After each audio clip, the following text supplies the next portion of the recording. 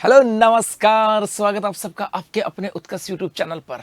4 साल के बाद भर्ती आई है और इस एक भर्ती के अंदर बहुत सारे अरमान और सपने जो है ना वो आपके पूरे होने जा रहे हैं। लेकिन इस भर्ती के अंदर एक गलती जो है ना आपको बहुत सारी चीज़ों से दूर कर सकती है। जी हाँ, क्या है पूरी कहानी पढ़ेंगे अगले इस 2 4 5 7 मिनट के इस सेशन के अंदर। जी हाँ, राजस्थान एसआई भर्ती 2025 पद 1000 प्लस मतलब 1015 पदों के ऊपर भर्ती आई थी। 4 साल के बाद भर्ती और कुछ गलतियां और सपने बर्बाद। जी हाँ, आपको पता होगा लास्ट भर्ती की बात करें, यदि आपको पता है लास्ट एसआई की भर्ती कब आई थी। लास्ट एसआई की भर्ती आई थी 2021 के अंदर, और ये जो 2021 की भर्ती थी उसके बाद से अगले 4 साल वेट किया था। इस 4 साल के बाद में वापस 2025 के अंदर आई आपके 1015 पदों के ऊपर भर्ती। ये 4 साल जो थे ना, ये 4 साल उससे पूछ के देखो जो लास्ट एसआई भर्ती के अंदर कुछ पॉइंटों से रहा था। आपको याद होगा, बहुत सारे बच्चे आपको आपके आसपास भी होंगे, आप में से बहुत सारे बच्चे होंगे जिन्होंने लास्ट 2021 के अंदर एसआई का वैकेंसी का जो आई थी ना उसके अंदर एग्जाम दिया होगा और कुछ पॉइंट से रहे थे एसआई बनने से, या कुछ पॉइंट के साथ रहो, मान लो 1 नंबर से रह गया हो,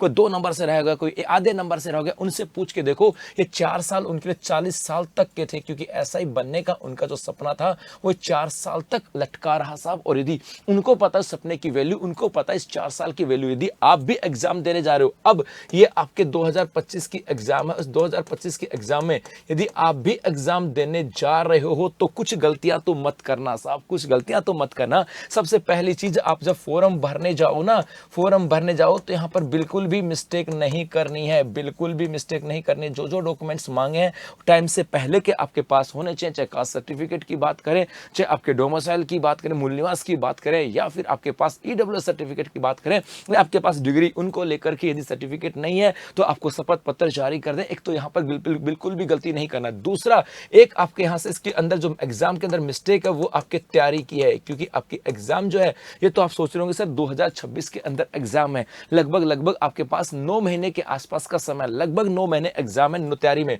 9 महीने का समय। और बस यही गलती मत करना कि सर हमारे पास 9 महीने हैं, यही अपने आप में एक बहुत बड़ी गलती है। क्योंकि ये लग जाएगा ना कि 9 महीने हैं तो फिर ऐसा लगेगा कि नहीं यार, अभी तो 9 महीने पढ़े, अभी तो तैयारी बाद में करेंगे, सर फॉर्म भरने दो एक बार, उसके बाद तैयारी स्टार्ट करेंगे, या सर इस बार है ना थोड़ा, तभी तो बारिश का मौसम चल रहा है, सावन का सीजन चल रहा है, उसके बाद करेंगे, ऐसा बिल्कुल नहीं समझना। यहां से आज से ही, आज का मतलब है आज वह अभी की बात करें, आज वह अभी की बात करते सर, अभी से तैयारी आपको प्रारंभ कर देनी है, आज और अभी से तैयारी प्रारंभ कर देनी है। और इस तैयारी के अंदर आपको आपका टाइम मैनेजमेंट जो है ना, ये तो आपको करना ही होगा, टाइम मैनेजमेंट तो करना होगा। आपको ध्यान रखना होगा कि कब आपको आपका सिलेबस पूरा करना है, क्योंकि 9 महीने इसका मतलब है कि यूं नहीं कि 9 महीने पूरे होते होते आपका सिलेबस कंप्लीट हो। भाई कम से कम 5 महीने पहले या 4 महीने पहले तो कम से कम सिलेबस कंप्लीट होने चाहिए, मतलब 4 से 5 माह पूर्व, 4 से 5 माह पूर्व आपका सिलेबस कंप्लीट होना चाहिए।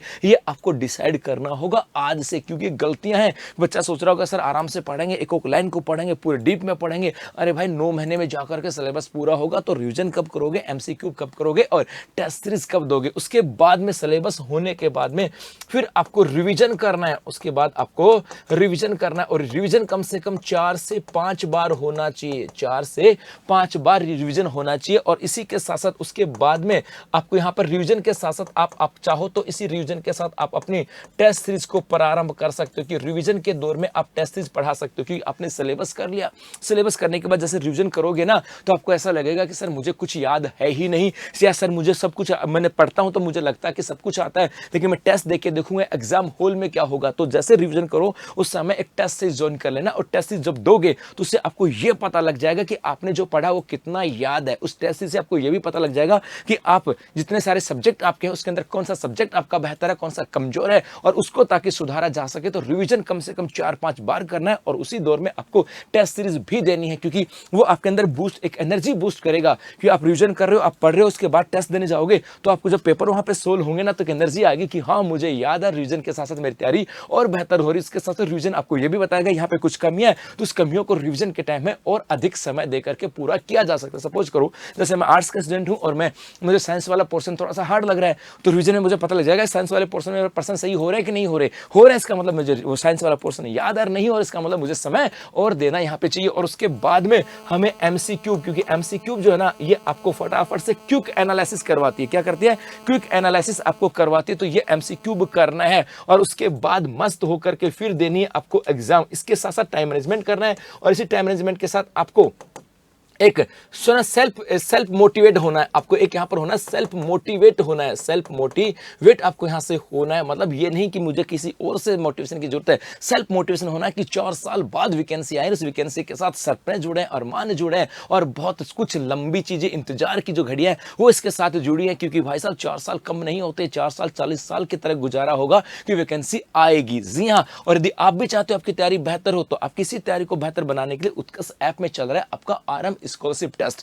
जैसे आप इस स्कॉलरशिप टेस्ट में एनरोल करोगे आपको 501 प्रश्नों का वन लाइनर पीडीएफ मिल जाएगा, जो कि आपके जीके को और तैयार करेगा, आपके की तैयारी को एनहांस करेगा। और उसके साथ साथ उस जैसे आप इसमें एनरोल करोगे, एनरोल करने के बाद इस आरंभ स्कॉलरशिप टेस्ट के अंदर जाकर के आप स्कॉलरशिप टेस्ट दोगे, तो जैसे आप स्कॉलरशिप टेस्ट दोगे उस टेस्ट को देने पर आपको मिलेगा राजस्थान के सभी ऑनलाइन कोर्सेज, पास कोर्सेज और टेस्ट के ऊपर फ्लैट 20% का डिस्काउंट। और इसके लिए आपको कूपन कोड अप्लाई करना पड़ेगा आरंभ। यहाँ पे 3 चीजें हैं, एक स्कॉलरशिप टेस्ट है, इस स्कॉलरशिप टेस्ट के माध्यम से आप अपने आप को एनालिसिस कर सकते हो कि आपकी तैयारी कैसी है। क्योंकि टेस्ट है तो टेस्ट के अंदर जब बैठोगे तो पेपर कैसा होगा, तो आप अपनी तैयारी को एग्जामिन कर सकते हो। जैसे इसके स्कॉलरशिप टेस्ट में एनरोल करोगे 501 प्रश्नों की पीडीएफ आपको मिल जाएगी, तो आपको फ्री कंटेंट मिलेगा जो आपकी तैयारी को बेहतर बनाएगा। और उसके बाद में जो जितने भी ऑनलाइन कोर्स है राजस्थान के, उन सबके ऊपर फ्लैट 20% का डिस्काउंट मिलेगा आरंभ कूपन कोड अप्लाई करने पर। तो अभी के लिए बस इतना ही, धन्यवाद।